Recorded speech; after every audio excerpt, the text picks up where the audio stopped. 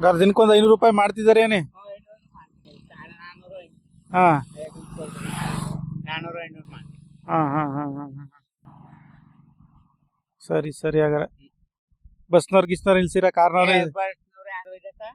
ಬರೀ car? Car ಲಾರಿಯವರು ಗಿರಿಯವರು ನಿಲ್ಸ್ತಾರ ಒಬ್ಬರು. ಹ್ಮ್ ಅವ್ರು ಬೇಗ ತಿಂತೀವಿ ಅನ್ನೋರು. ಹಾ ತಿನ್ನೋದಂದ್ರೆ ಅದು ಯಾಕೆ ತಿಂತಿರೋದು? ತಿನ್ನೋದಂದ್ರೆ ಅದು ಹ್ಮ್ ತಿಂತೀವಿ ಅಂದ್ರೆ ಮಾತ್ರ. ಹ್ಮ್ ತಿಂದ್ರು ರೂಢಿ ಆಗಿರೋರು ಮಾತ್ರ ಸರ್.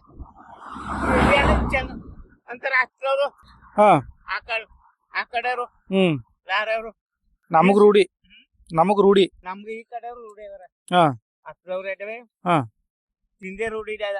ಹ್ಮ್ ನಿಮ್ ಮುಂದ್ಗಡೆ ಹ್ಮ್ ತಿಂದೇ ರೂಢಿ ಇದೆ. ಹ್ಮ್ ಹ್ಮ್ ಹ್ಮ್ ಹ್ಮ್ ನಿಮ್ಗೆ ಎಷ್ಟು ಲಾಭ ಸಿಕ್ಕಿದ್ದು ಹಾಗಾದ್ರೆ? ಅದೇ ಕೋಳಿಗೆ ಇಟ್ಟಿರ್ತೇನೆ. ಒಂದು ಅಂದಾಜು 500-300